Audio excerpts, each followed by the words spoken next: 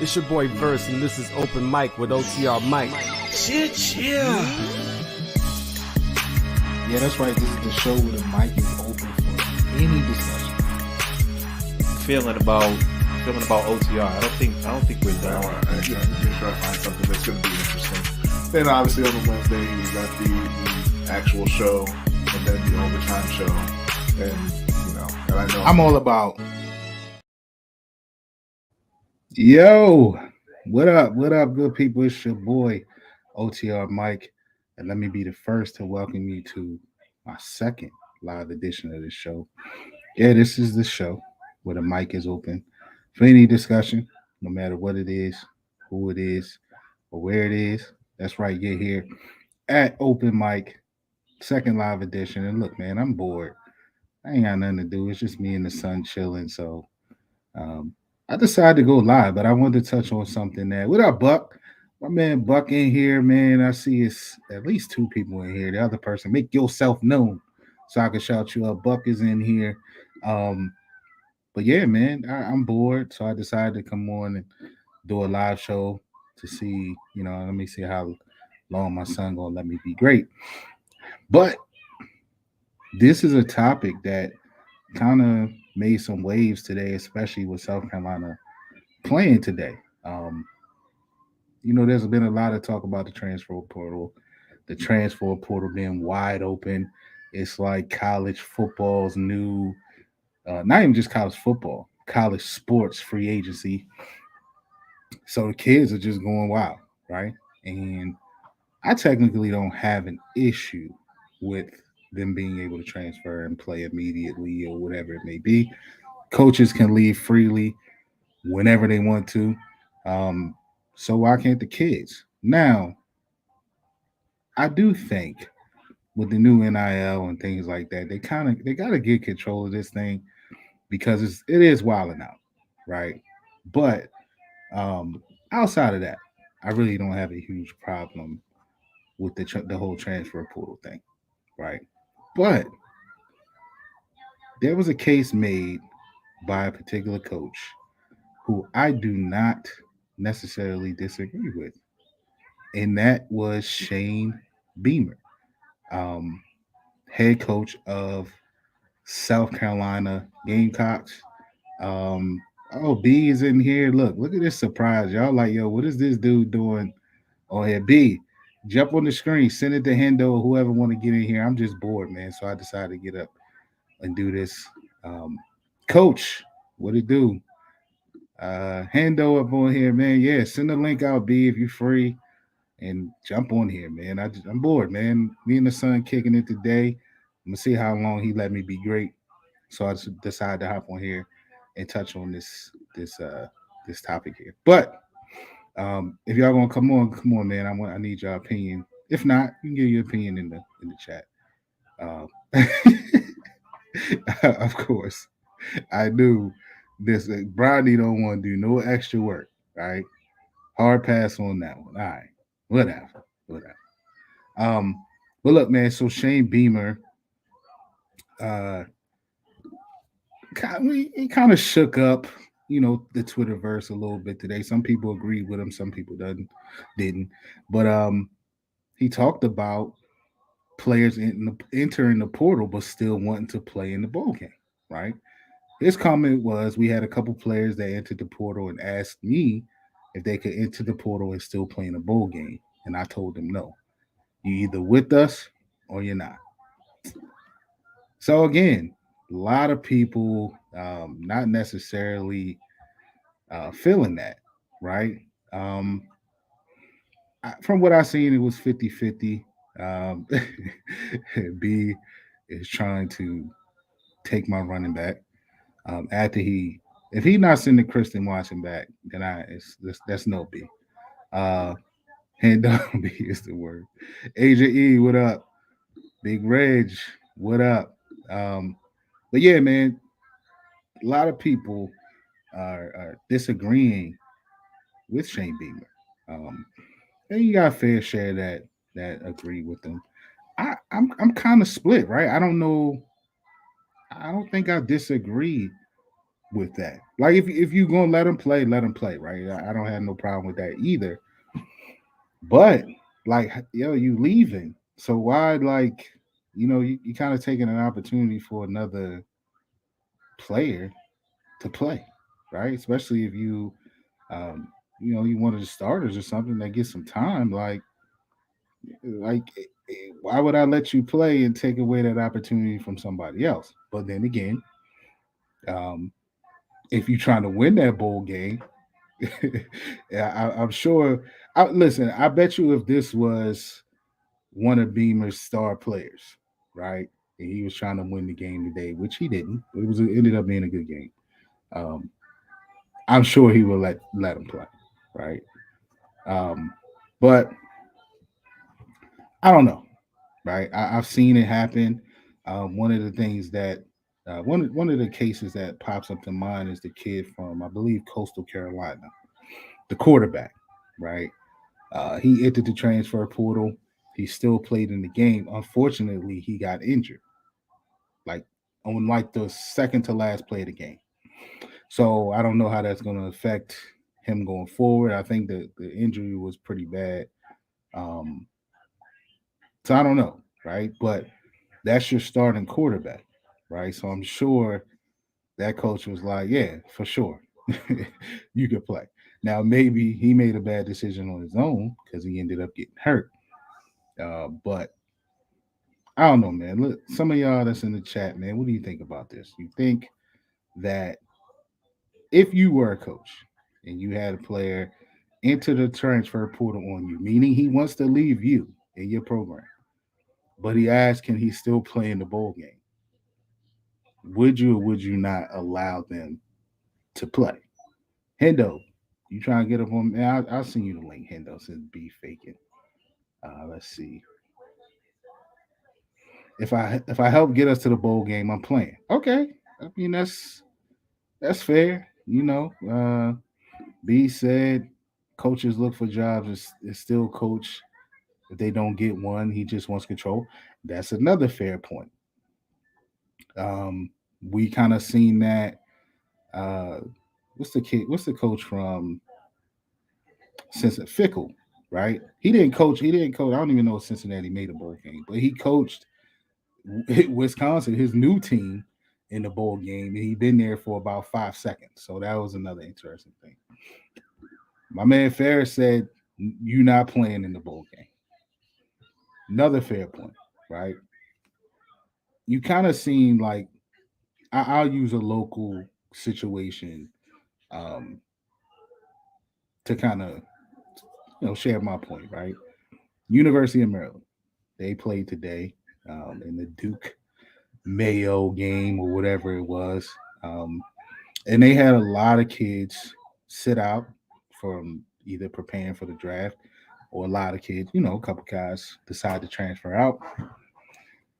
But we got to see today a lot of the young guys who typically wouldn't get much clout. Like the player of the game um, is this kid Octavian Smith, local kid from Montgomery County, Maryland. Um, and he scored a touchdown, the only touchdown of the game. Right? Otherwise, he probably wouldn't have played if the top three wide receivers would have been playing. Right? So, you know, I kind of look at it that way. Like this guy, he made a name for himself. He'll go into next year with some pub on his name. But otherwise, that wouldn't have happened if Raheem Jarrett and these other kids. It's a cat, the tight end that's transferring from Maryland to Alabama. If he would have played, another one of the tight ends kind of played well today as well. So, I kind of look at it that way, right? It would be taking an opportunity from a player that typically wouldn't play or somebody that's an opportunity to get more time or clock or more field time.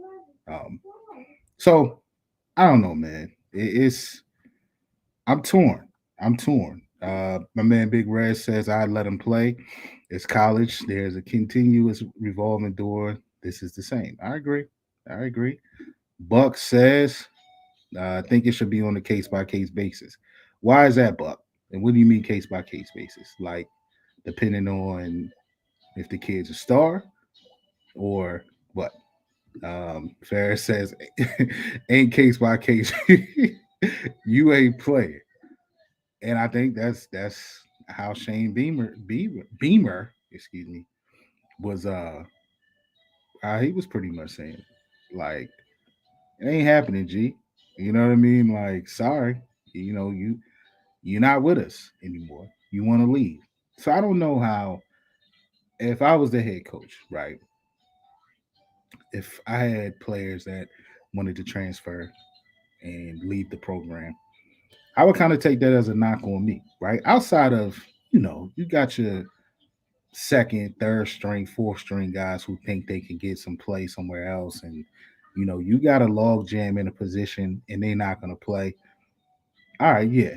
Let me help you get somewhere where you may play.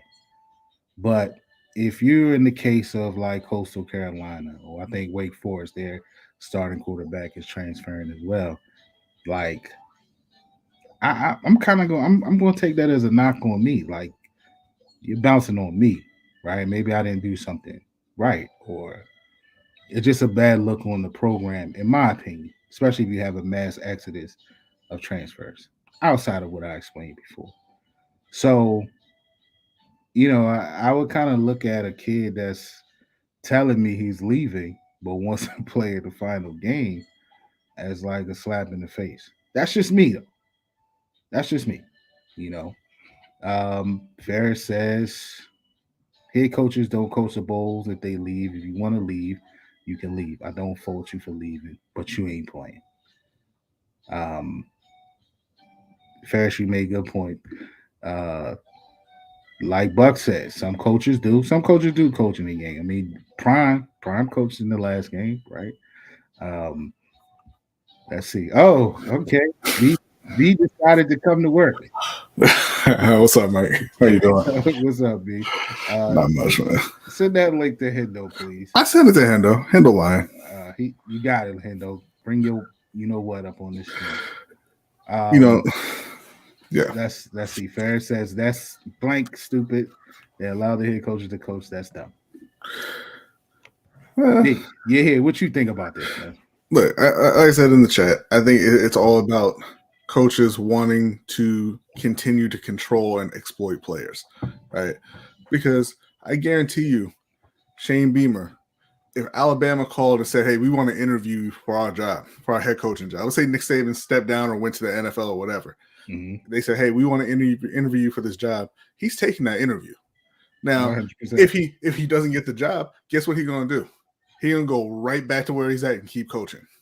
Right. But he don't want players to be able to have that same opportunity. And that's college coaches in a nutshell. Right. Yeah. You want to control players. What's up, Hendo? Hendo. You have that authority, that control over them, and you use it to your advantage. You use it to exploit them. It's just up until very recently, they weren't even getting any money for playing the game. Right. I mean, you would have coaches pulling scholarships from guys who didn't do exactly what they wanted them to do. You had scholarships getting pulled if players wouldn't pick the right major, right? If they picked a major that conflicted with a practice schedule or something like that. So it's a bunch of overgrown babies who want control over everything and can't handle people being kind of on their same level and being, and having any kind of control over their own lives or their own careers.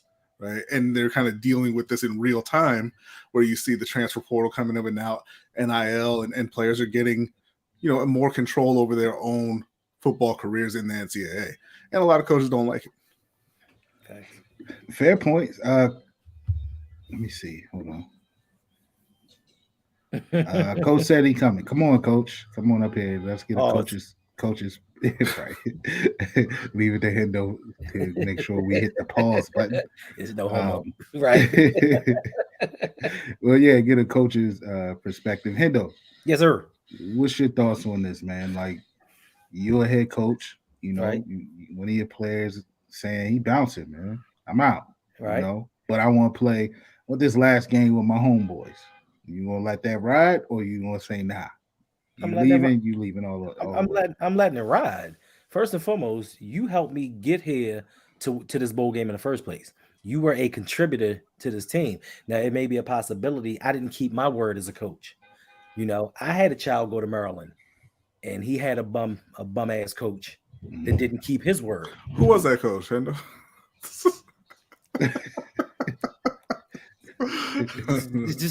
Just a gentleman from up north. He came from up north. Was it Andy Retzel? No, yeah, that's his name, Andy Retzel. So, you know, he didn't keep his word. He lied about the playing time. You know, he tried to get the local kids to stick around. But credit to my boy, he stayed and did what he needed to do. But once again, he, you know, these kids do everything in their power to try to better themselves, just like the coaches. A lot of coaches try to do what they can to up their game. Now, you're coaching at Towson, you're trying to get to Maryland. You're trying to get from Maryland to get to USC. You're trying to get from USC to get to the NFL. So they're trying to up their status, up their money, but the kids can't do it themselves. Now, once again, this kid then played in 11, 12 games, helped you make it to a bowl game, and just because he's leaving, you're telling him he can't play. But at that point in time, he's currently on the team. He's currently on scholarship. He's currently on your roster. So a coach denying him to play, that's all about ego. It's all about how dare you leave me? Because if that same coach got an opportunity to leave, he would leave. And he may still coach that bowl game. But nobody says anything about that. Fair point. All fair points, right? Let's see what big man. I don't know why it starts slowing down on my end. But anyway, if I'm coaching, then I believe I can turn any kid into a star. So if the kid want to go and play in the bowl game, that's fine because I'm going to turn the next kid into a star. Again, that's fair. Listen, I don't have a problem with the transfer portal itself, right? I kind of opened the show by saying that, like, listen, if you want to bounce, and I feel like kids should be able to move freely, just like coaches do, right? All the points that you guys are making. But I think this kind of brings it to, I don't know, this is kind of on a different level. Like, look, I'm not knocking you, I'm not stopping you from leaving, right? But because you can't. But why would I let you play? Why do you want to play? And you're not here no more. You're going somewhere else. But you are there. Right. And I helped you get there. So why don't I want to finish out what I started? Now us as older gentlemen, we want these kids to be accountable. We want these kids to see things through and fulfill their obligations. Now that these kids want to, you know, even though I know I'm going on to a better program, I want to play with my guys one last time and help them win. I want this current team that I'm on to go out winners. But you want to puff your chest out. I'm like, no, I'm not allowing it. You go sit on the bench. And to your point earlier as to, you get these young guys some burn. Yeah, I get it, but it's one game and then it's summer break. And you won't see them again till spring practice. So that one game, it gets them acclimated to being in front of a crowd, but that one game isn't going to make or break your third or fourth string wide receiver or running back coming off the bench playing for somebody else. Yeah, granted, your boy did get that touchdown today. I think that was his second catch of the year. Something like that. No, it was the second catch of the year. So that's not going to, I'm glad he got the touchdown and we won, but it's not going to make or break him as a wide receiver or a star player on that team. So let these kids fulfill their obligations, play with their people one last time. We fault these young people for not sticking to their commitments. And quite honestly, once they entered that transfer portal, they could have left school. They could have had no contact with the team, but they still wanted to be around their teammates until the end. And I give them credit for wanting to stick it out because a lot of these dudes, even the ones that aren't transferring, if they know they're going to the NFL, I'm not playing in the bowl game. Yeah. I'm not practicing. But these dudes. To that point, well, I want to get Coach here. Welcome, Coach. That is a Sip to Tally Films in the building. Coach, obviously, we call him Coach because he coaches. So I want to get Coach's opinion on this. What do you think about this, Coach? Like, if you in this situation, one of your guys, a couple of your guys is leaving your program, but they want to play in this last bowl game. Mm-hmm. What do you think? You gonna let them play, or you gonna tell them? Hold it up high, Coach. It's higher.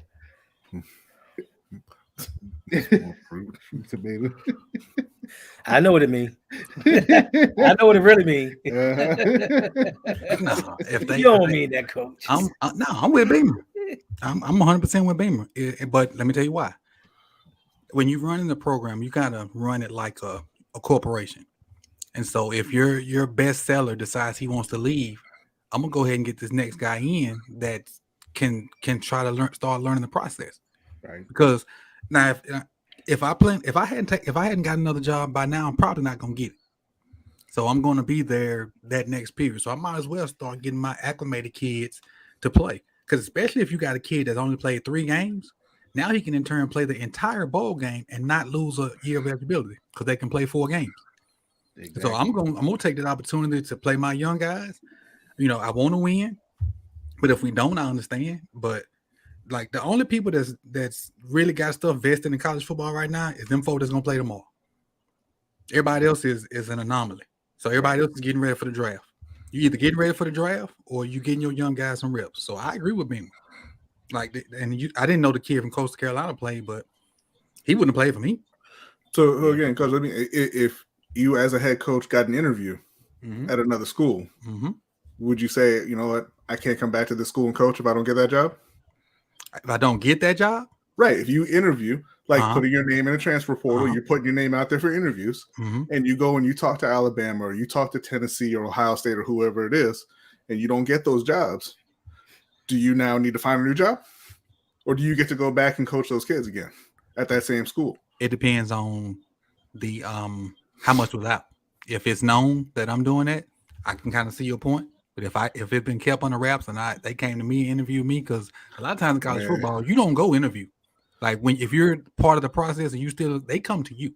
They'll meet you at a hotel in your city, or you don't have to meet with them. You don't got to meet with them. Yeah, you part of that program. Be committed to your school. Be committed to those kids.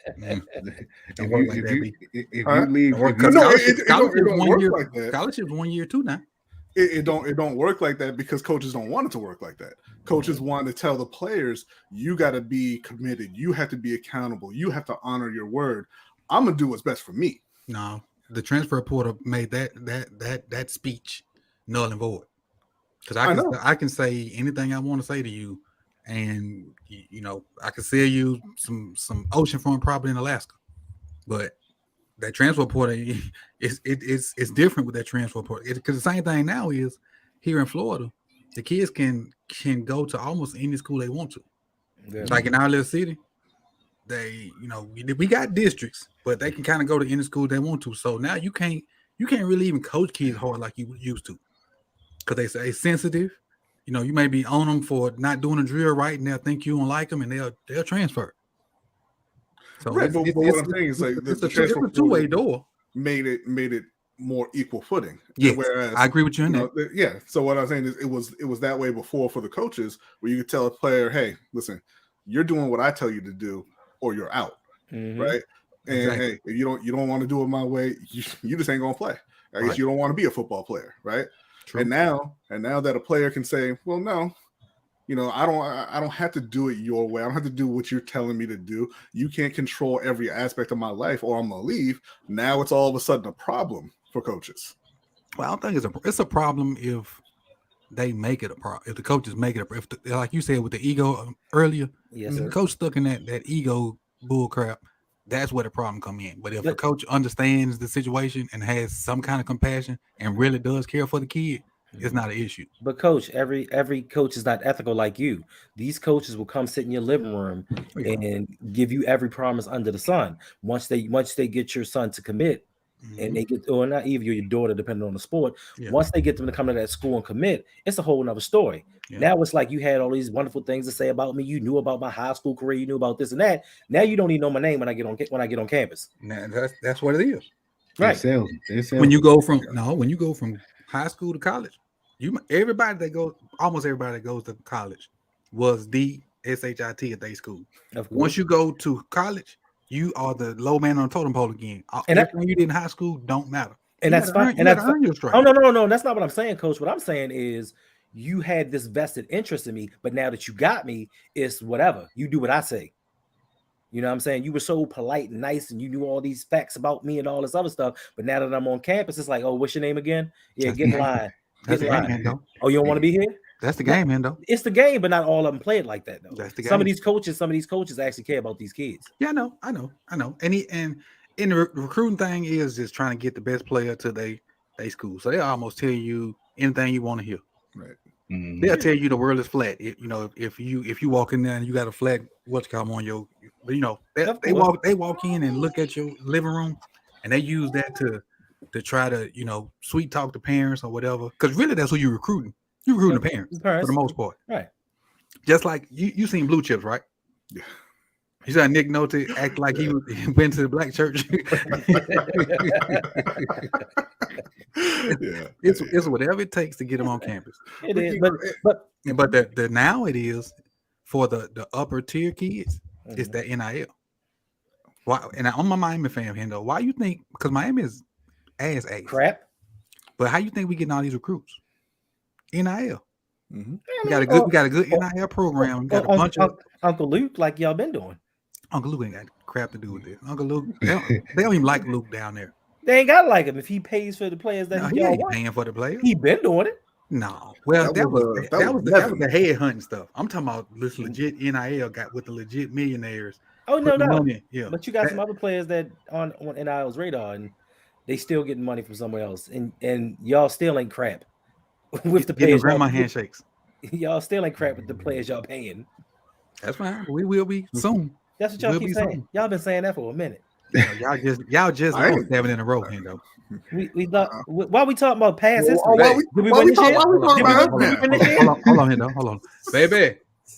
Hendo talking shit about Miami. So we that box we got for him with the Florida State stuff. You take that back to the stuff. You snitching?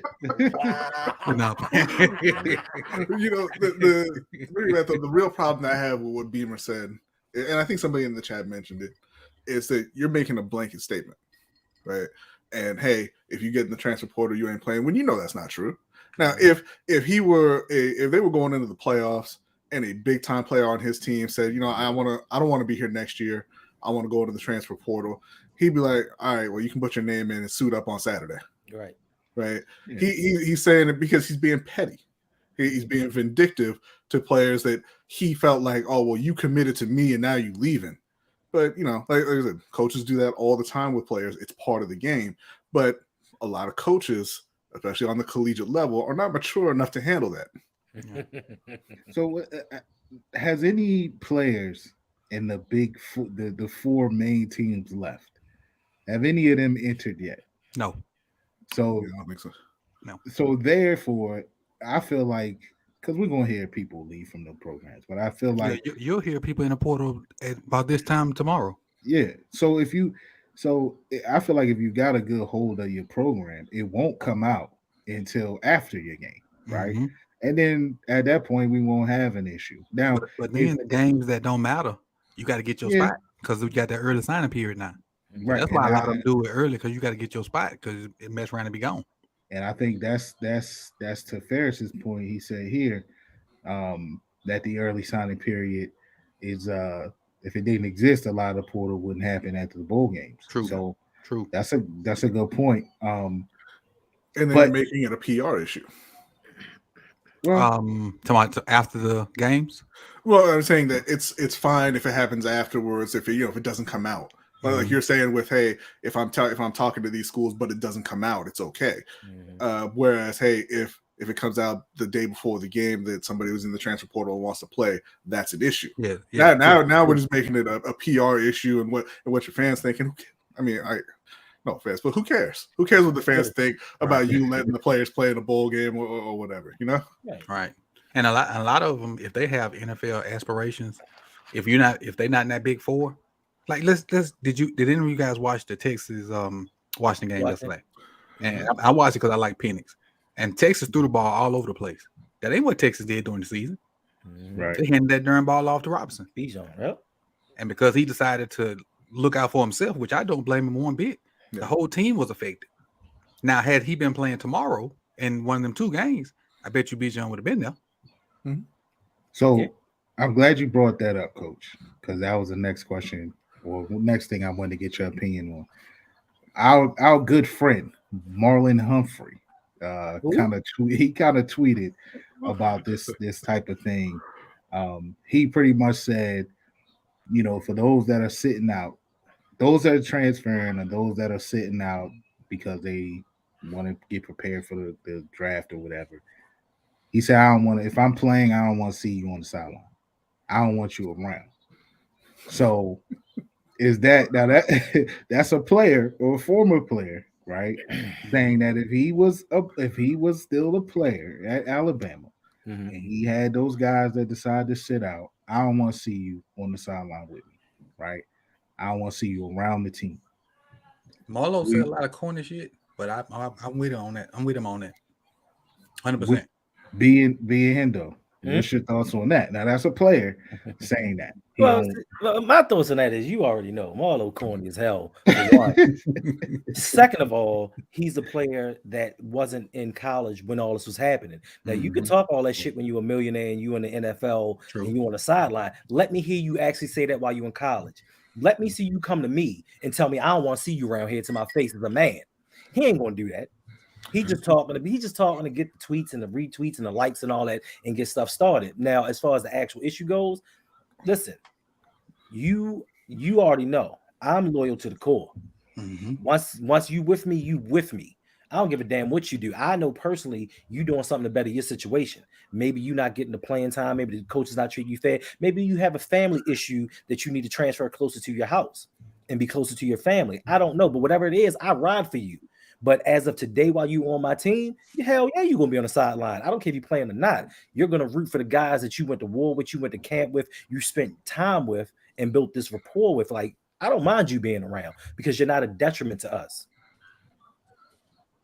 Yeah, just to respond to Ferris, he's sitting out because he's been hurt the entire year. Okay.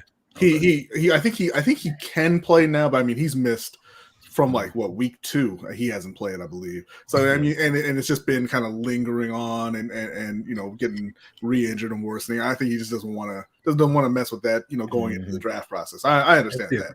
Because think about George last year, George Pickens. George Pickens ain't played but like 3 games. The first 2 and 4 games. The first 2 and the last 3. He could have easily just shut it down and whatnot, but they was in the playoffs and he wanted the chance and he played. He's a competitor. He played. Well, and that's fine. I mean, I wouldn't say that Jackson isn't a competitor because listen, I'm not saying you ain't getting paid to play them games. Right. Like they don't mean you are. No. You get paid NFL money. Not with the NIL. That's not what you're getting paid for. Right. You're not getting paid to play in the games. You're getting paid to make appearances wherever. Literal or figurative? Well, we're being literal. That's what they're getting paid for. That's why players can go to. You see a lot of the players that did Texas A&M. For this. I'm getting paid for this. Yeah, they went to Texas A&M, got their money, and left because they're not being paid to play football for Texas A&M. They're being paid for something else. Hey, Mike, kick Sugar out. Kick Sugar. Mute him. Hey, you know what? He should have said Ray. That nothing wrong with that statement, Suge. It's all true. Front office, not fans. Not fans. Well, no, coach. It was a lot of fans that was like, "Oh, we needed Ojabo. He's a first round pick that we got in the second." Yeah, Jose tweeted out before the draft that the Baltimore didn't really have a need of pass rush, right? You go out and you sign a vet and don't worry about drafting one. And people were trying to kill us on Twitter, but Ojabo, he played 1 snap this year and the pass rush looking fine. Did y'all see my OA short? I saw it pop up. I didn't get to watch it. I didn't get to watch it. Was it the play when he got blown up? It was a couple plays, none positive. Same game versus. I heard he got picked up and tossed around like a toddler. I say that one for the last one. That's the last one. That's the last one. Mm-hmm. And Jose also said, "Don't come this draft. Say we need another pass rusher." Yeah. After all that we've done and to add and draft and bring in whomever, don't say we need a pass rusher this offseason. Right. But we get off topic. See, Shug, you the mess us up. We getting all off topic. He ain't going nowhere. He ain't going for nowhere near first, so that don't really matter. But back to the question about Marlon. Listen, I know that there are probably some people who feel that way. You know, Coach say he agrees with them, but I don't want to hear anything from Marlon Humphrey. Marlon Humphrey has not had a single opinion that has been even within the realm of reality. So I don't want to hear anything from you. And while there are probably people who agree, I would guess that the majority wouldn't care. Yeah, these kids different. Right. These kids, this generation of kids are different. When Hendo spoke on loyalty earlier, they really don't have much loyalty to anything. So, like they can, like with the kid with Bijan, somebody broke off a long run last night, and he was the first one down there celebrating. And so these kids don't. We may care because we built different, right? Like we want the guys that ran them sprints with us, that did them bear crawls, all this stuff that they can't do now. We want them guys to go to war football game with us. These kids don't care. They don't care one bit. But let me ask you, like, is it that they're not loyal, or is it that they're not loyal to people and things that aren't loyal to them? College just ain't loyal to you. True, it could be. I mean, and you can see from Beamer's comments, he ain't loyal to them kids either, right? They're in there for each other, you know. But them coaches ain't for you. Generally speaking, you gotta look at the other side of Beamer's comment. He could be saying that to fire up the guys that's gonna play. So that's the way you can find. It could be twofold. But the only way it's a whole game. You gotta manage 75 personalities. But that's what you get paid for. That's what you make all that money. Okay. With that being said, he said what he said. That might have been what he thought could motivate them other guys to be like, Coach Willis, Coach got my back, especially the young guys that's gonna play. Watch how many people else enter that transfer portal now. Afterwards, honestly, a lot of spots ain't there. If you ain't in them 4 teams tomorrow, a lot of spots ain't there because of that early signing period. But they'll find somebody. They'll sign somebody. I'm telling you, a lot of spots ain't there because of that early signing period. And who the transfer portal hurts the most? The high school kid. High school, yeah. I got a number of college coaches that are close friends to me. When I talk to them and I say, well, I got such and such and such, and take a look at them.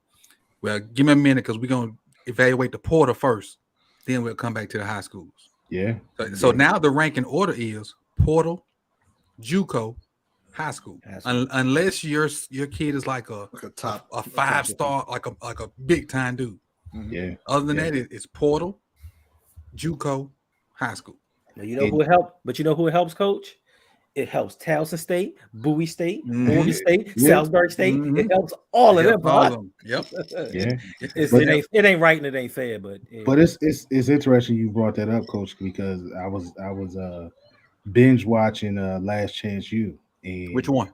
The basketball one. Okay. And he said that. Coach Mosley said that. Like, he said these kids come to me, right, as a person that can help them get back to the next level or get to the next level. And he was like, man, with the transfer portal, he was like, it's hurting. It's hard for him to place a lot of these kids because the portal was popping. And he said the same thing. He said it's, these teams, they're looking now. At first it would go, especially on the basketball level, but I'm sure it was probably similar in football. He said years back it was okay. We're looking at JUCO, then we're going to high school or whatever the case may be. Now he said it's portal, you know what I mean? Then JUCO, then high school, like you said, unless it's big name guy where the can't miss guy, you gonna wait on him. Mm-hmm. But he was like, it's every step has bumped down one level. So the spots just aren't there, and that's what we get. That's the gift and the curse, I guess, of the portal. I do think the players should be able to move freely, just like the coaches can. Mm-hmm. But they gotta get some type of hold on this. I don't know what kind of way they could do it, but man, when you got 13, 14, 1,500 kids jumping in, and ain't about 500 coming out. Yeah, and it could possibly lead to situations where some of these kids can't go back to those schools. Those same coaches that you talk about when they become assholes. Now that's what B point. That's the ego ones. Yeah, like, and I love Coach Prime, but he's one of the ones that said if you jump in the portal, don't come back. Yeah. But you see number of kids jump in there and then realize their situation is better where they're at, and their coaches allow them to come back. But he blatantly came out and said, if you get in it, don't come back. Yeah. And then he also went to his new spot and said, "You better get in that portal because you ain't got a spot here." even though this university committed to you allegedly, right? Yeah. For 1 year. I mean, yeah. That's the other thing. It's not a 4-year scholarship like a lot of coaches like to sell. When I found that out, boy, that was mind blowing. That's because for year to year. You guys are saying that there's no spots. There are spots. They're just not where those players want to be. Exactly. And listen, if you're at I don't know, Memphis, and you feel like you're better than that, and you hop in the portal, and the portal says no, you ain't. I mean, you learned a hard lesson. But you know what? But you're gonna have a spot somewhere else. Whether you're willing to take it or not.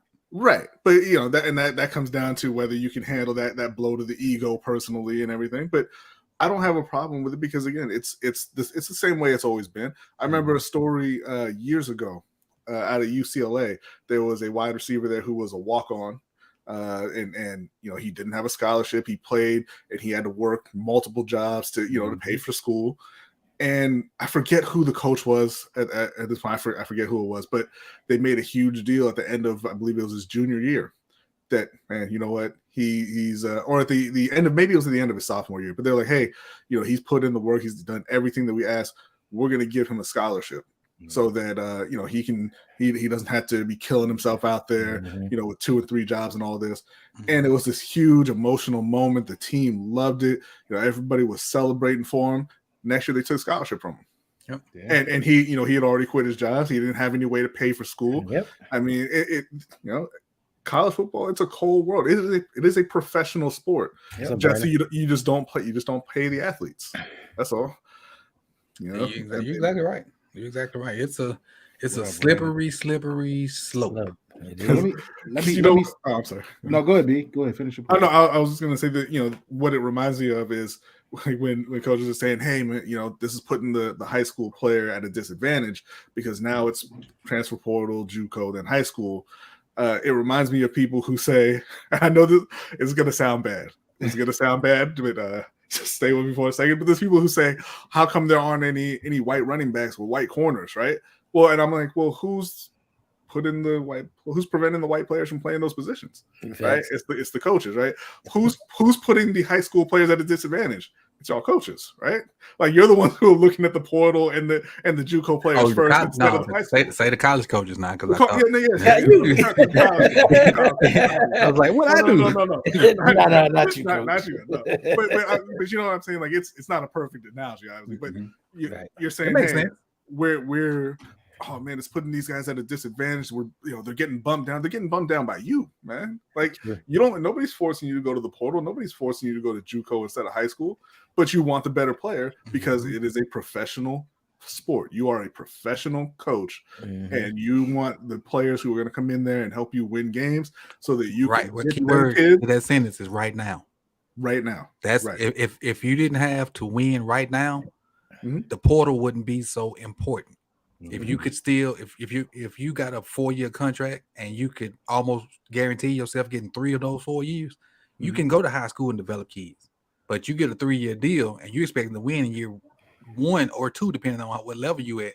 You got to go to the portal to get the best you can. Yeah, no, because you don't have time to develop nobody as a coach. Absolutely, it's a trickle down effect from the top, right? And it's the effect of wanting to continuously move up, continuously make more money, go to bigger schools, play bigger games, and that's what it is. And the players want to do that too, right? And so that's why they get the portal, they get to move up if they can, move down if they can't. Right? Mike, you remember you did the story about the NFL coaches and how much they're spending on fire coaches. Let's talk about Willie Taggart for a minute. Oh my God! So Taggart Taggart got a job here at Florida State. And it didn't work out. Sure did. He got fired. How'd you like that Taggart tenure? I was a Florida State fan while he was there. I was hoping he did good because that would have opened up doors for other guys. Yeah. But whatever That's paid. it is, Florida State owes him whatever he was owed or whatever. Mhm. So now he just got fired from FAU. So he still got like a year or two left of what Florida State owes him. Now he gets to get what FAU owes him. He just chilling. Right. That Mr. J. And that's gonna be Matt Rule in 2-3 years. Yep, just Right? chilling. That's what that was 8-year the big coach that got paid from like 3 or 4 schools at one time? Man. Not Andy Reid. Shoot, what's that dude name? He's a big old guy. First. Fairs? First would know. First has a lot of useless information in his head. You say the big guy, and immediately I think Ralph Friesen and Charlie Ralph White. Friesen. But I don't Charlie know. White. It might have been Weiss. Weiss. Might have been Weiss. I think it was. He was at Notre Dame, Notre Dame. and then Kansas. Yes, I think it was Weiss. Where else? But yeah. I think it was Weiss. And he was getting paid from like 4 schools. Yeah. Because he would get there, sell him a dream, and lose. He was selling them the Bill Belichick dream too. He wasn't even selling his own. He getting that Matt Patricia money. Matt Patricia still getting paid by the Detroit Lions. Yeah. And I think that's why they named him. They made him the offensive coordinator so he could still get that check. Well, they aren't they saying he's positionless? That's pretty much. Yeah, he's not actually the offensive coordinator. Right. They don't have one. He just calls the plays. Nah, that's a good lookout by Bill. But they make enough. They make enough money. Bill did that shit so his son could be the DC. He don't care about Patricia. That's that nepotism. With that ugly ass mullet. That's all he wanted. He ain't name an OC so that he can bring Josh McDaniels right back after that. I'm telling you, all the moves was for his son. Setting his son up to try to be successful. That's it. So let me flip. That's where his loyalty lies. Let me flip it to y'all As a parent, right? Put your shoes in, B, I know you're not a parent, but you are. He is a parent. You are amazing uncle. Never. He's an uncle dad. Never. Right. That's an uncle dad. I've been an uncle dad for years before I had this one right here. That's Never. But so you want. as a parent. Hold on, wait a minute. Hold on. Before you ask this question, Mike, wait a minute. Hold on. I just thought about something. So you said, I got left home with this kid by my damn self. Let me go live. Pretty much. I'm like, I didn't play outside. I didn't play hide and go seek. I didn't play with all the cars, every dump truck. I'm like, bro, I'm bored, man. I got You gotta do something. Right. As you can see right here. Right. But I was too. But let me ask you this, right? You're the parent of that same kid or kids from South Carolina that wants to play. He's leaving, he's leaving, but he wants to play in the ball game. What's your thoughts? Right? Are you going to allow them to play? Just from a standpoint of, like I said, looking at the Coastal Carolina kid, I can't think of his name, but I think McCall or something like that. He was a starting quarterback and one of the bigger names in the portal, but he got injured. So, from that standpoint, you want your kid to still play, or are you making it a business decision and saying, "Hey, sit your ass down and get ready and pack to go to your next stop"? If I wanted to do that, I just wouldn't have entered the portal until after the game. That's my thing. That's how I feel about it. If I want to play, I probably wouldn't I would have just entered afterwards. Mm-hmm. But I mean, I know we speaking about the spots being left or not, but I mean, if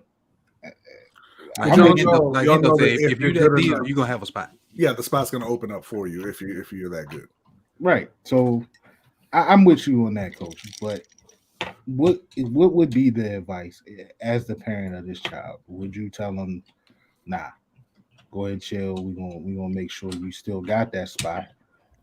Because if you get hurt in this game, and you already told Coach Beamer that you leaving, we talked about these scholarships being year to year, and the egos of these coaches. He could easily be like, "Oh, okay, I already feel that spot." Yeah, and I hope that spot. I hope that your new school still got your spot. Right. So, starting with you, Hendo, and you had a kid. You said you had a kid. That went through the recruiting process and playing college ball. if he was in this situation, what would your advice be? My advice would be do what you want to do. Because me personally, like I'm a little bit different as the parent. My whole thing is I told you not to go to school in the first place. You chose to go to school. You keep your commitment. Like this is the commitment that you made. Okay. You keep it. Okay, you entered the transfer portal. You better make sure that this is what you want to do. Because after this, you ain't going nowhere else. This is where you're gonna go. You already had a chance here that I told you not to do, but you knew better. Now you're transferring here. We're not gonna keep doing this. So make sure this is what you want to do, and this is where you want to go. Now, if you want to play in this game, you play in this game. If you don't, I understand. But just remember, you made a commitment to the school for this year. You made a commitment to your teammates for this year. Mm-hmm. So, like, I'm not with that. Oh, you might get hurt. You might do this. No, you made a choice. You live by it. That's how I feel. What about you, B? Whole view as a parent is you ain't listening to me the first time. Don't ask right. me. No, like you said, I'm not a parent. But just the way I look at the way I look at college football, college sports in general. Unless you are a freshman or sophomore who can't go to the NFL, right? Or unless you are playing in the playoffs, none of y'all should be playing. Those games mean nothing. All they are money grabs for the school, and you ain't getting none of it. So if you're getting a swag bag. Oh, what? Mm-hmm. An iPad? You getting an iPad? No. We got PS5, so we got PS5 when everybody else did. The bowl games. I mean, the bowl game shouldn't even exist for the most part. Like you've moved to a playoff. Why is people who don't make the playoffs don't keep playing? That's not what happens in real sports, right? But this isn't a real sport. It's they're out there trying to make a money grab. I tell any kid, if you're not in the playoff, or if you have aspirations going to the NFL, if you're going to try and leave and go to the league, don't play in any of these bowl games. They don't mean anything. College football has never had a legitimate champion, ever, up until now. Right. So I mean, that's just the way I look. I understand that players are going to look at it differently. You've been working and you're part of that team and everything, but just for me, I'm like, this is all nonsense. Yeah, and I kind of feel like, to what you coaching, I think Hendo, y'all touched on it earlier about the loyalty or the lack thereof. I think now more so than ever, college is now looked at as it's a business move, right? You know what I mean? Like, hey, I'm here for as long as I have to be, and then I'm this is my stepping stone to the league. So I just wonder how much of that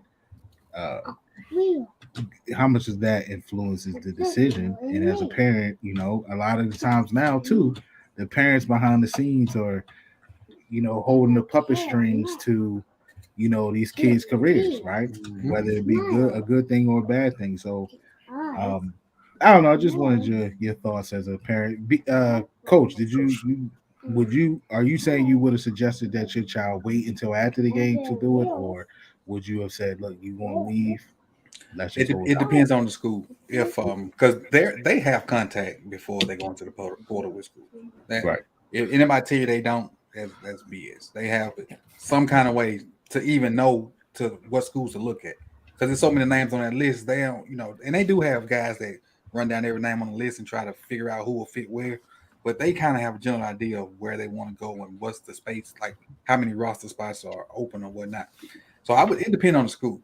If I'm in a situation where I didn't play, and now I probably got to go down to try to get PT, I would just not play.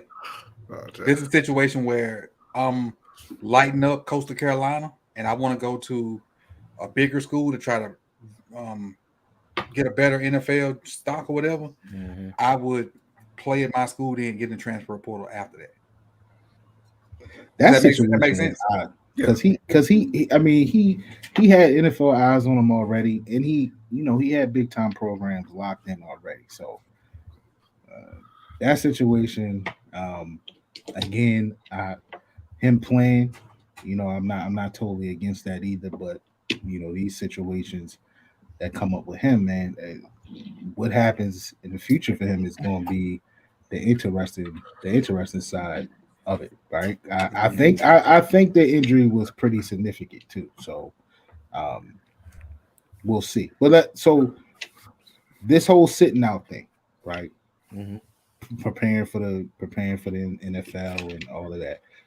When did we start seeing that? Was that the Jalen? Was that after Jalen Smith tore his knee up in the? I think it started a little bit before that. Okay, a little bit before that. But yeah, the first person, not to cut you off, the first two players that jumped to my mind that I can remember is the same year that McCaffrey and Fournette did it. Mm-hmm. But I can't remember if Jalen Smith was before or after those guys. I just know it's recent. It ain't been 10 years yet. I know that. It ain't been 10 years. Because when it first happened, I was appalled that people would do that. But when I sat back and look at, the situation, yeah, because you can get hurt in that last game and then you screwed. Yep, you're bad. Like that. Never that really looked at it Alabama like wide that receiver. The Alabama wide receiver. Excuse me. Years ago, I can't remember his name now. He, I don't think he wasn't like a phenomenal prospect, but he had a shot at the NFL. He went and played in the bowl game, and the injury actually happened. Like he scored a touchdown, and they kind of ran out of the back of the end zone, and I believe he hit like a cart or something like that, and had a real bad leg injury, and that was it for him. Yep. Like he was done.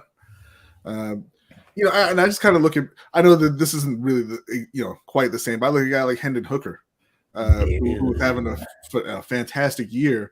And I think, had he stayed healthy and been able to work out and everything, he could have got himself into the first round. Mm-hmm. But you go down and now Anthony Robinson. I mean, not Anthony Robinson. What's the Florida quarterback? Anthony Richardson. Yeah, Richardson. He's probably taking Hooker's spot. Yeah, he's probably gonna end up a first rounder now. Baltimore, here he come. he might end up in Carolina if they miss the playoffs. Hendo, I got a kid that played quarterback for me his freshman and sophomore year that plays at Maryland. He's a DB now though. What's his name? Perry Fisher. Perry Fisher. He probably ain't played much. He's a freshman. I'm gonna have to check him out. And he was a quarterback in high school and they moved him to DB. That's Maryland. Yeah. So I was listening to y'all and I was hearing about these 3-year deals. I was hoping, I'm like, why don't Maryland do 3-year deals? They just let certain coaches just linger on, win, lose, or draw. And that's why they're Maryland. Yeah. What it is. On your earlier, had the younger Tua gone somewhere where you got some good coaching, then maybe he wouldn't look like he looked. He didn't get good coaching in Alabama? Huh? He didn't get good coaching in Alabama? No, he's talking about no, the younger. Was it Talia, I believe is. I'm not Talia the Maryland quarterback. Didn't he start at Alabama? No, I think he was there for. If he did, it was a very short time. Yeah, he started at Alabama. No. I think he committed and then switched. Okay. I believe, but he's been playing. They moved to Alabama when Tua came. Yes, they did. I don't know what made him choose Maryland. And to answer your question, I don't think that there's any evidence that quarterbacks get good coaching in Alabama. Not recently, anyway. But let me ask you, Coach, because listen, for me personally, I think Bryce Young is going to go to the NFL and be average. Mm-hmm. I don't think he's going to be anything special. I mean, just from I've seen he played at Alabama. I'm not hating. I want him to do well, but I've just seen him play against certain competition, and sometimes he doesn't make good decisions. Sometimes those wide receivers bail him out. He got to play behind a good line. Yeah, I just think that he's not going to be number one pick worthy. I think he's going to be decent. I just don't think he's going to be a star. See, that's kind of how I feel about CJ Stroud. Yeah, Stroud too. I feel the same about both. How you feel about Stroud, Coach? Both. See, those guys that go to those programs, they have so much talent around them. You don't know how good they are. Mm-hmm. Because they have all that talent. They put up all the numbers. Then they go to the NFL and they play with slapdicks. The real them come out. Mm-hmm. He gonna play with DJ Moore, Coach. Like, come on, man. y'all gonna win these games, and y'all gonna be. They going to the playoffs. They going to the playoffs. the nightmare scenario. DJ Moore can be playing with Sam Darnold again. He better not. No, y'all stop. That ain't funny. He gonna be playing with. to Leah Tungavalo. Hey, That man ain't getting drafted. Nobody- don't whoa. don't I talk didn't about baby Tua like say- that. First All of right? all, B, I didn't say he was gonna get drafted. I just said he's. You think we gonna No, I said he's gonna be playing with. we still we Under- gonna under- run out an under- undrafted quarterback? B, your quarterback played last night for Washington. But he went back to school, right? I don't think Exactly. he's not coming back. Exactly. Come on, man. Come on now. So 2 years from now. Why you gotta be like this? Y'all finna win. Because y'all got Why you gotta Sam. be like this? Sam Y'all gonna gonna take it to the win. playoffs. He gonna get an extension Who y'all got this week, B? They got Tampa Tampa Bay. this week. for the division. Technically, It's not for the division. technically, Carolina or in Tampa? Oh, you know, I Should be can't. in- I I think we should be in believe it's. Carolina. I believe it. I was gonna say I thought it was in Tampa. I'm not hold sure. on. Let me check. I'm gonna check. Yeah, you check, Hendo. Listen, I know that's here. that's my cousin. That's my cousin team. that is not right, Red. Ooh, red. Not right. Oh no, they're in Tampa Bay Yeah, I thought they were in Tampa. at 1:00. It don't matter. Tampa's not good, but that's not the point. Listen, they have to find their quarterback this year. They got What to. options you got? Big Raises. They got Lamar Jackson. They got Anthony Richardson. How much money y'all got? They listen. Enough. They'll make the money. They'll make it. They'll make it enough. Like Hey, smoking hey, mama?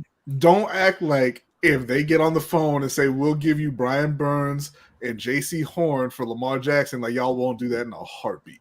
Hey, You coach. don't want no players on offense. Coach, one thing that we don't really talk about. I don't know. I know I don't talk a lot about it because I don't know a lot about it. Is cash over cap. I don't know nothing about that. See, that's my So- weak point.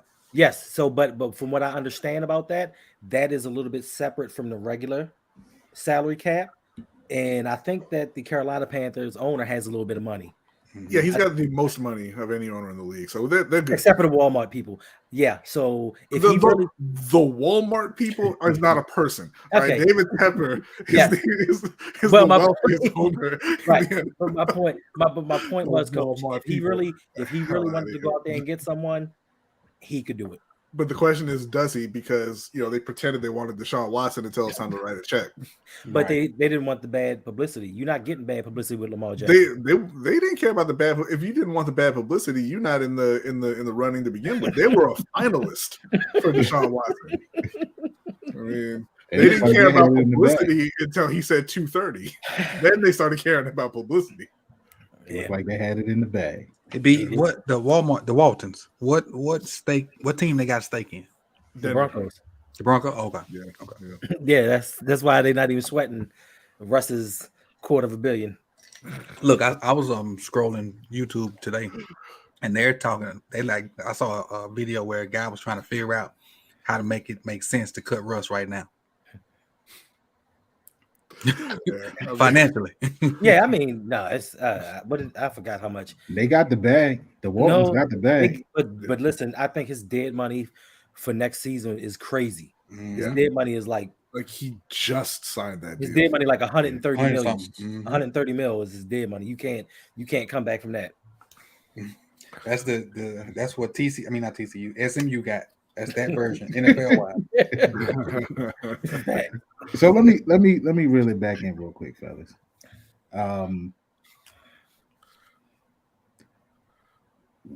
What can we do? What can not us, but what can be done to kind of get a hold of this transfer thing and to stop, the coaches from hating, and doing like my man just did, right? Like Beamer just did with his players. And kind of get this transfer NIL thing in order. What are some suggestions, or what do you think can be done to get this thing orderly? As far as the transfer portal, I think it needs to not open till the games are over, until the championship is over. And that way, it helps. A little. It kind of, I ain't gonna say it levels the playing field, but you may have some reserves on Georgia's team that want to transfer because they got, like, say there's a freshman tight end at Georgia. Neither one of them tight ends are NFL eligible, and they, for real, that means you're finna sit behind them again.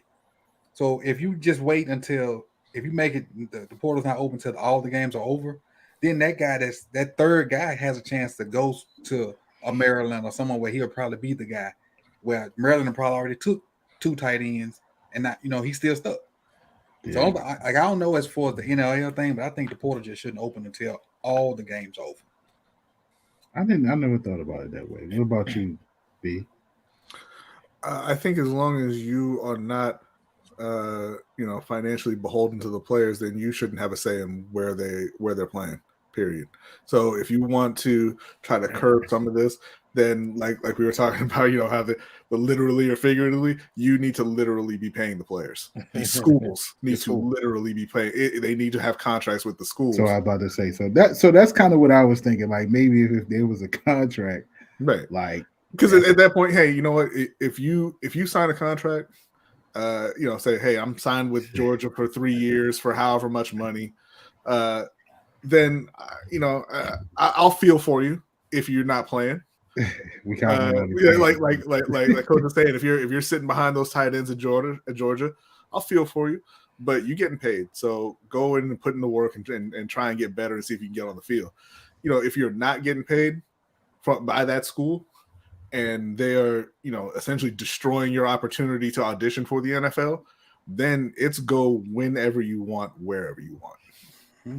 Or wherever we'll have you, I should say. But you should be able to leave freely until that school is actually paying you. My thing is with the kids, when you go to sign out of high school, a lot of them just look at the name of the school and feel like, okay, I want to go to Bama. Okay, I want to go to Georgia. No, look at the depth chart first. Look at the depth chart first. Look and see how, like, if you're a tight end, look and see the guys that's playing for them, what their classification is, because you got to be 3 years removed to go to the NFL. True. So if you got a freshman, a sophomore, and you finna go be behind them, don't go to that school.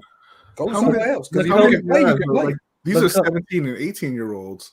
How many of those guys who are getting recruited by Georgia think I won't beat out that tight end? And I was about to say, Coach, I can tell you from experience that you're dealing with some young men, and I'm sure listening to you, this don't happen with you, Coach, but these other coaches, we have these kids that, not from us personally, but from the rest of the world, are telling them that they are the greatest thing since the dawn of light.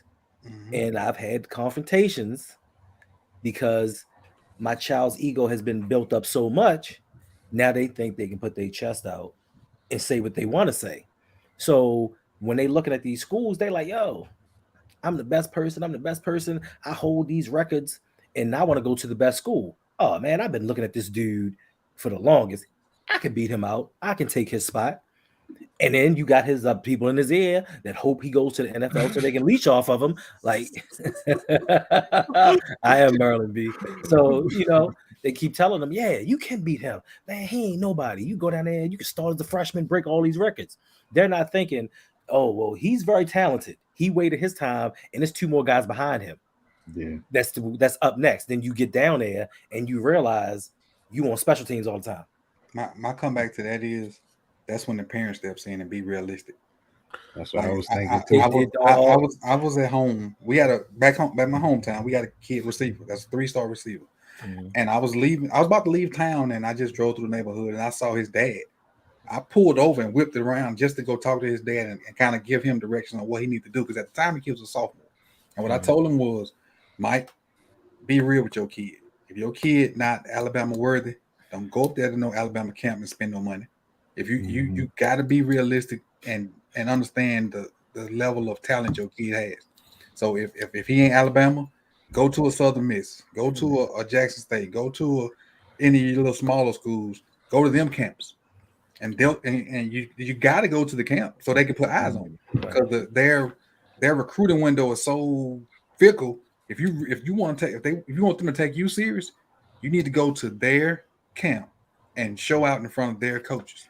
But don't just go to Bama. Don't go to Bama, Georgia, Florida State, and you Delta State quality, because you wasting money. But like you said, Coach, these kids different.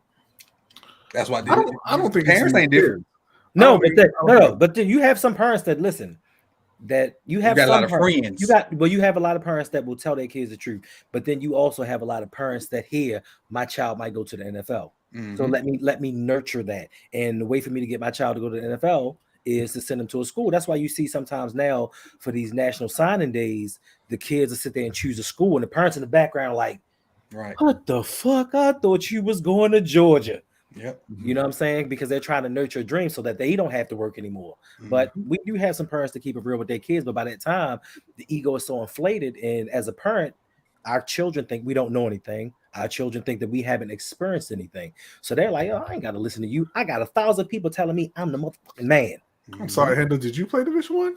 Okay, then. But no, I don't think it's that these kids are different, right? Like, Wow. Listen, I really don't think so, because you have to have that ego if you're going to succeed in sports at a high level. You have to. You have to think that you're the best, right? I mean, look at Ricky Davis. Y'all remember Ricky Davis, right? The Hooper? Ricky Davis. Middling NBA player. Love Ricky Davis. Who said, I thought they drafted LeBron James to pass me the ball. He don't know his level of talent.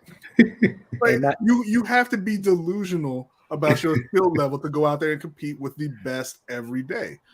You know, look at, I know it's another basketball player, but look at Swaggy P, Nick Young. Swaggy P, yeah. Who told him he was Larry Bird or Steph Curry? He could shoot a three and turn around with his arms out, walking down the court. You can't shoot like that. Hey, but Mike. He believes he can. Hey, Mike. Yeah. Don't invite me on another show. Would be on. I'll do it. But and then, I mean, to that point though, the parents. I agree with Coach. I think that's when the parents should step in, and then I think, good coaches will let these kids know.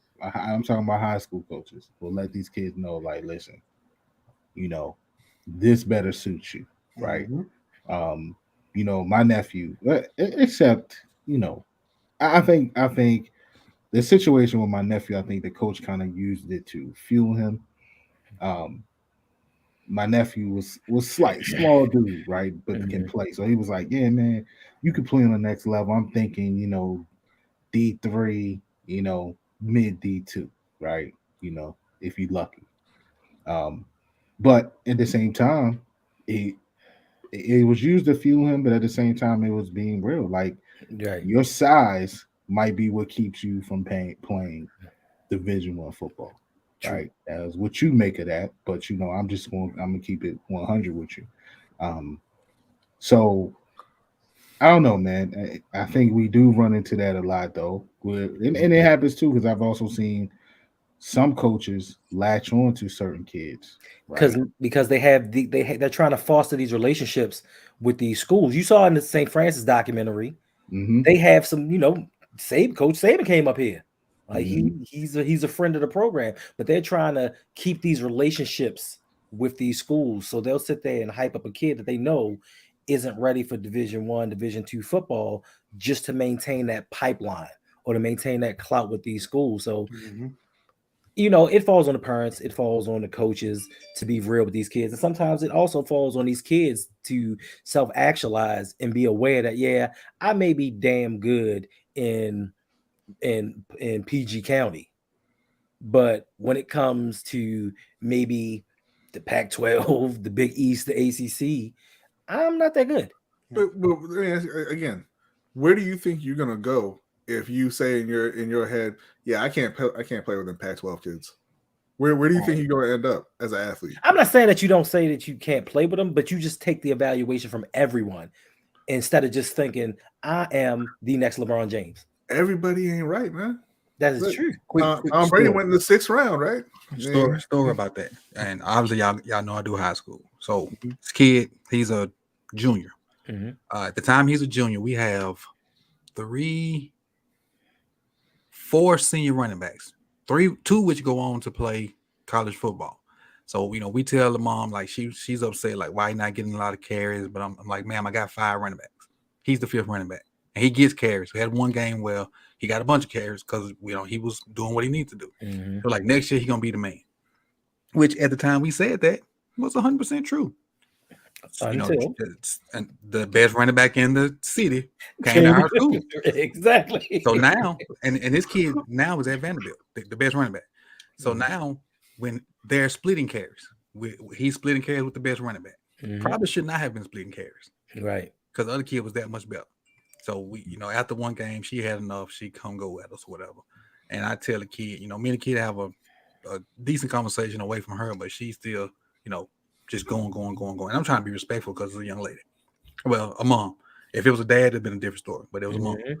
And so they still had this D1 dream. Wouldn't sign like smaller schools would come by and want them. And D1. So the kid ended up going to Memphis. And luckily one of the coaches that I used to coach with was a analyst at Memphis. Kids still couldn't get out. And he knew somebody up there. So they went out with it. So they're paying for school at Memphis, they're trying to get on. The parent wouldn't realize that this is not a D1 kid. He had NAIA offers, he had D2 offers, had D3 offers. We D1. So now he's stuck, hadn't played football since maybe 2000. That's where the parents got to come in at. You got to be realistic. True. Because you didn't messed up he could be having fun at a smaller school, a Campbell or something, playing ball, or a HBCU or something, and getting some reps. But now he's being a practice squad guy. If he's that, and you know how they treat them. Yep. That's next to the trash. So the parent got to step in and realize that, hey, everybody ain't D1. And like the kid, I'm gonna tell you the attributes of the kid. Good kid, smart kid, had great vision. We were probably the same speed though, and he was short. D1 coaches got a board.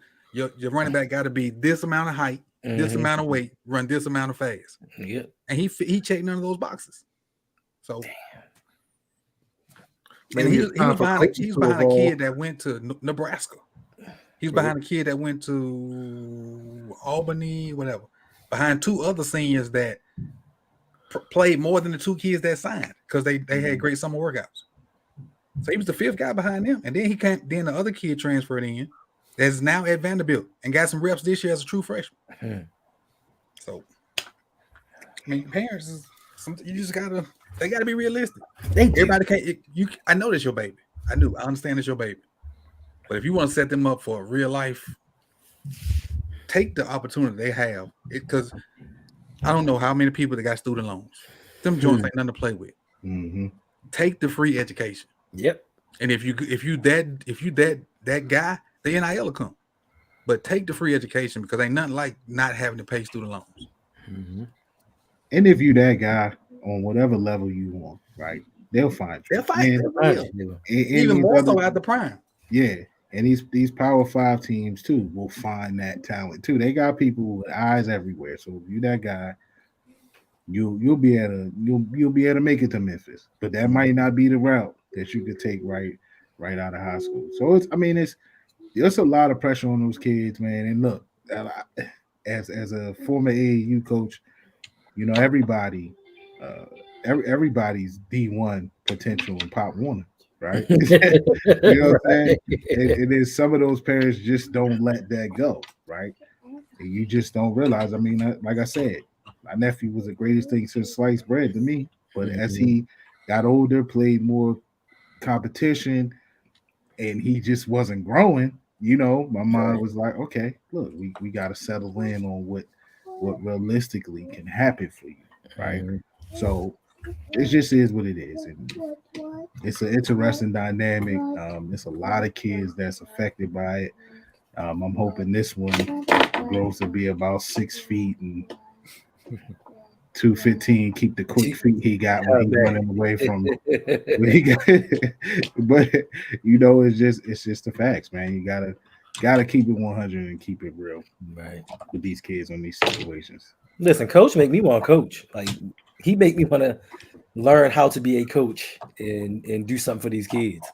It ain't if you coach high school football, it ain't about money. Right. It ain't about money because here in Florida you get next to nothing. I'm $10,000 pay cut coming from Mississippi to Florida. Jesus. Man. Just coaching, not teaching, just coaching. Right. Yeah. Wow. And it ain't and it's you mentioned it, Coach, like the one dynamic about it that kind of turned me off was the parent aspect, right? Like that's a whole separate deal. Not only do you gotta deal with keep these kids in line, right? You gotta keep their grades straight. You gotta keep them doing what they gotta do on the field and on and off the field. But then you got a separate dynamic of the parent. Right. It's just like, Well, Coach got a package coming. Coach got a package coming. it's just that part of it is draining. So before you think about it, Hendo, before you want to get into coaching, Listen, I got all the.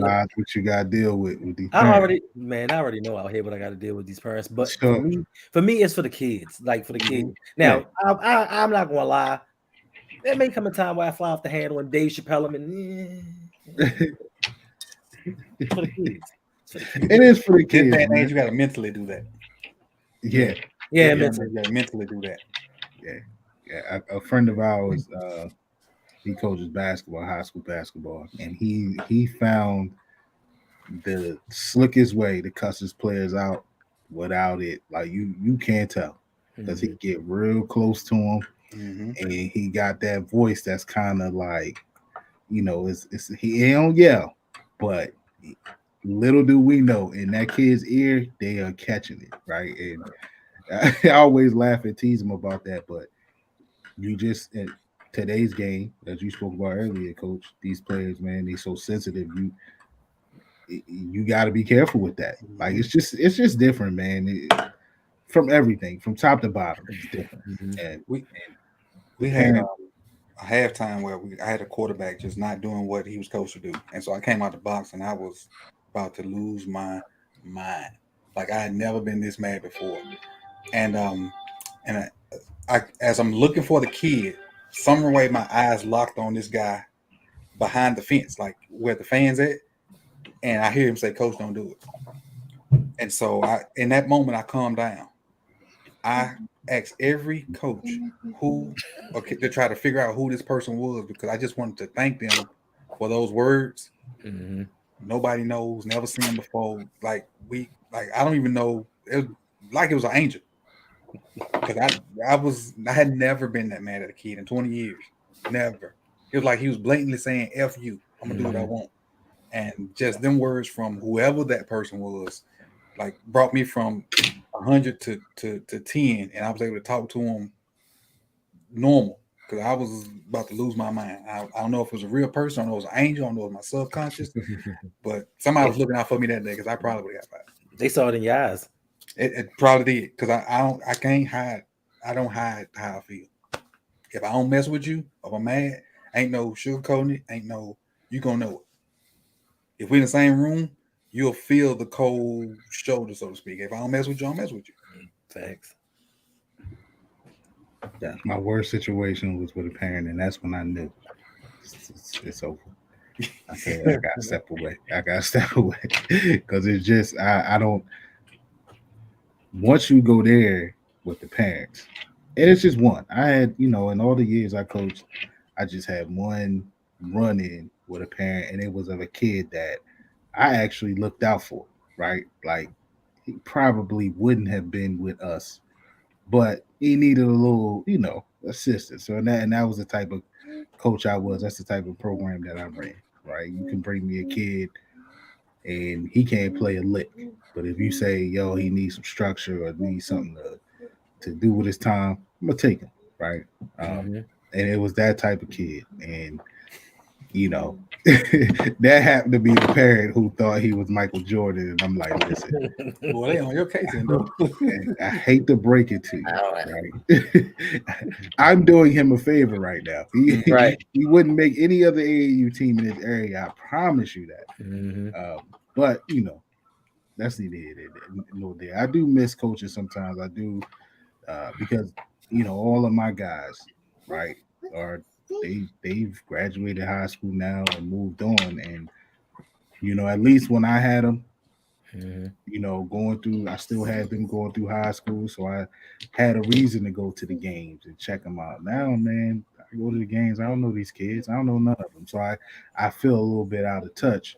But when I run into my former guys, man, they always tell me how much they enjoyed it And that's And why they you do never forget. Yep. And they tell me they never will forget those years we had together. And that's what makes it worth it. So it. That's exactly why you do it. yep. I may when he get old enough, I may jump back into it, but You I are. can't really think. You are. When he get old enough, you will. But then I hear it's a different dynamic when you coaching your child. Like I hear it's different. If you can separate dad and coach, right. once you get home, you dad, not Mhm. coach. Then Right. it may be a little bit easier. But if you're trying to be coach all the time with him, yeah, it ain't gonna work. Yeah. Well, look, man. Gotta be boundaries. We jumped all over the place, but that's what we do. It don't matter because it was all great conversation. But I thank you guys for jumping on off the whim, out of the whim, because I jumped on out of the whim, out of boredom, But I did want to talk about this. And everybody that's in there, there's 14 people in here, man. I appreciate all of you, Shug, Mr. J, Agent, E, Ferris, my man Brandon, Buck was in here earlier. A bunch of people, man. I appreciate y'all tapping in with us as well. As you can hear, the noise getting louder. Right. That means my greatness has to be clipped. He said this his show. Right. That's exactly what it is. But fellas, man, like I said, thank y'all for jumping in. Let these people know where they can find your work and your channel. They probably already know where y'all at, but just in case there's somebody new in here lurking, let them know how to find you guys. Hendo. I mean, listen, everybody here pretty much follows me, but hear me out. Got something brand new for y'all. If y'all like this pop-up stream, if you like this format, what we have going on here, let's get it popping. Saturday nights, Moonlight with Mikey. Moonlight by Mikey, whatever you want to call it. Listen, he ain't got the pop-up. We can make this a regular thing. Scheduled. Nah, buddy. Yeah, man. Look, the people listen. The people love Mike. B and Z already like, bro. You ain't been working all week, bro. You need to get the content out there. This the past. I'm already struggling with that. This for Monday, right? I mean, I dropped. I have one for Mondays too. Okay. So this actually my second recording of the day. I've been working. Okay. So then listen. So this falls in perfectly, Mike. So what happens is Moonlight with Mike. Hit that up. Listen. We hit that up, and then after it's over, instead of just hanging out with StreamYard, you record one for Monday. Perfect. Two birds, one stone. Decided he was going to do a new show on Saturday. I did not. And from that moment forward, he's been trying to get somebody else to host it. He wanted everybody else to take it, right? I didn't say I was doing anything. I just brought up a suggestion. Hey, you better watch out. It's going to be chilling with Coach next. Hey, no, he said no. Coach already said he didn't have time. That's the only reason why I ain't going to Coach, because he said no. I told you that too, and you still out here talking about no, because Coach actually has legitimate reasons. You just don't want to do it. Wow. Okay, my reason ain't legitimate now. Like, you can't respect my time. Hey, Brandon, who volunteered me for this cook-off? You gotta tell me about this grill-off. Because he heard you talk about he heard you talking about being on the grill for that Christmas, and you were talking about the grill on something else. So I guess he felt threatened. Like you feel like you can grill better than him. I mean, I get busy. I get busy. You know what I mean? I don't like to brag, but I get busy on the grill, on the coal. You know what I'm saying? And throw some vegetables. No propane. No propane. If you doing propane, you just cooking outside. You on the stove outside, bruh. I need you to repeat that for me, Mike, because I was made to buy a propane charcoal grill, and I was like, well, we can just cook on the goddamn stove with the other half. Right. Nah, it's not making no sense. Nah. Listen, if you want to grill, most people get propane because they looking to be quick. That's their main excuse. Oh, it's fast. No, well then you don't want to grill. Right. You're not grilling. You just cooking outside. That's totally what it is, right? So, first of all, Brandon, if we ain't talking charcoal, then I can't participate. He said he don't do propane ever. Oh, okay. All right. Good. Listen, y'all get some Impossible meat up there. Let's go. I cooked on propane once. I destroyed the ribs. It was too fast. Yeah, it's too quick. I hate it. B, go ahead, man. Let these people know what it's about you. Yeah, so I'm one half of Lunch Break Hot Take. We do a live stream every Wednesday at 7:15. I got it, Hendo. God damn. Every Wednesday at 7:15 p.m. Eastern time. Follow that up with the overtime show for our patrons. And I'm also 1/3 of Ring Kings podcast with OTR Mike and my brother Jose. We put out those episodes every Monday at noon. And you can find us on all social medias at LBHT Show or at Ring Kings Pod. That's right, Coach. I am one half of Civitality Films.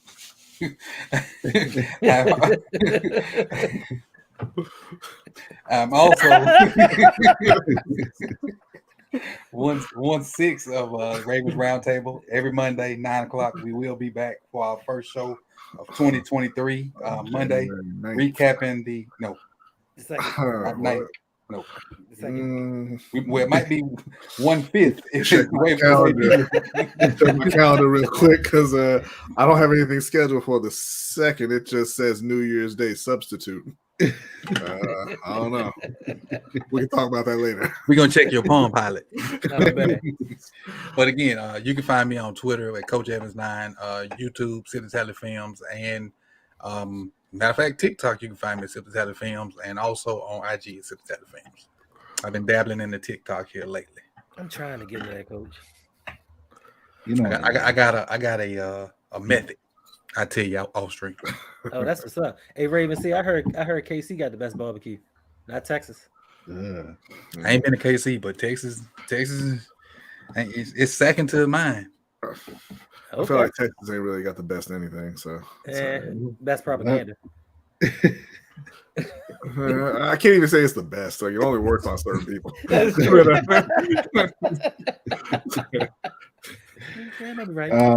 But yeah, man, that's the show. I appreciate y'all tapping in. Raven C, I forgot to mention you. Big Reg was in here. I see you. Shout out to all of y'all, man. I guess the next time you will see us is Monday. I don't know if wait. We got this weekend. I'm sure Hendo B, they might be doing some pop-up streams. Don't know. Why do people just be throwing my name in places? I thought what you were going to say was you were going to be recording tomorrow for Ring King because we haven't put out any shows and I don't know how long. Well, we told the people we wouldn't be back until the new year. After the new year. That's what we told them. When did we tell them that? The last episode we did. No. That's what you're watching. You think of somebody else. Jose said you won't hear us again until next year. That's what he said. Really? All I heard B say was we need to start getting some content out because we've been slacking. Yeah. All right. Well, look, that's all. That's look, man. We live. Y'all getting the to see this. You see how B does? This is what he does behind the scenes. Bully B. All right. He wrestles us up. Y'all ain't working. Y'all ain't doing your job. No more links. All right, we're done with this. That's the Mr. Nice Guy behind the scenes. Thanks. Oh man, but look, this is open mic. The show where the mic is open for any discussion, no matter what it is, who it is, or where it is. And as you can see, we touched on a little bit of everything tonight. Look out Monday, man. Got something else coming. I think that y'all like that. Follow me on social medias, Twitter and TikTok, OTR_Mike. And then on Instagram, OTR Mike _ As you can hear, he's drinking out of a cup he shouldn't be drinking out of. So let me go before we have to call the emergency personnel. Appreciate y'all, man. We out. We are Peace. Peace. Let me see if I can get up here to this end.